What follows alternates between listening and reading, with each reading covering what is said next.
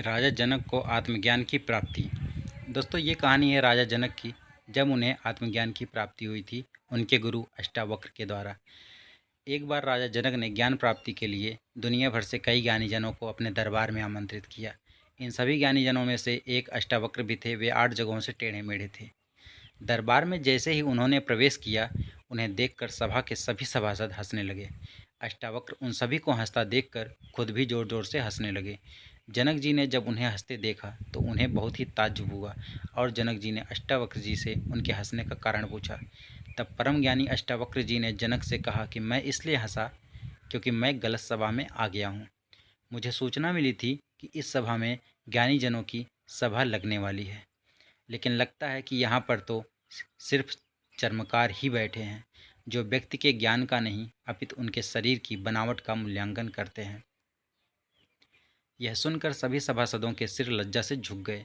जनक को भान हो गया कि अष्टावक्र ही उनके गुरु हो सकते हैं, इसलिए राजा जनक उन्हें गुरु मानकर उनके चरणों में झुक गए। तो अष्टावक्र बोले कि अगर आप मुझे अपना गुरु बनाना चाहते हैं तो सबसे पहले आपको गुरु दक्षिणा देनी होगी।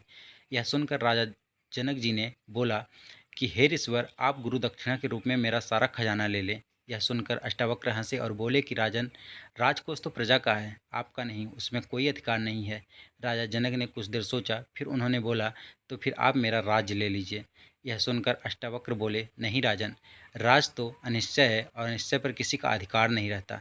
राजा जनक फिर बोले, मैं अपना शरीर आपके सम्मुख समर्पित करता हूँ। अष्टावक्र बोले, शरीर तो मन के अधीन है राजन, भला मैं उसे लेकर क्या करूँगा।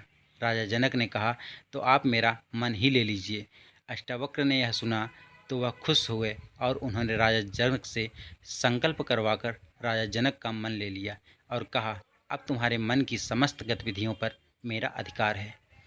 इसे मुझे समर्पित करके अब तुम्हें वही कार्य करना होगा जो मैं कहूँगा। राजा जनक ने 1 सप्ताह तक गुरु आज्ञा का पालन किया तो उन्हें अनुभव हो गया कि उनके अंदर निरासक्त भाव पनप रहा है। अष्टावक्र की इस छोटी सी शिक्षा ने उन्हें आत्मज्ञान का अधिकारी बना दिया। तो दोस्तों, सच्ची घटना पर आधारित यह धार्मिक कहानी कैसी लगी हमें कमेंट बॉक्स में ज़रूर बताइए। और भी कहानियों के लिए हमारे चैनल धार्मिक नॉलेज में ज़रूर सब्सक्राइब कर लीजिए। धन्यवाद।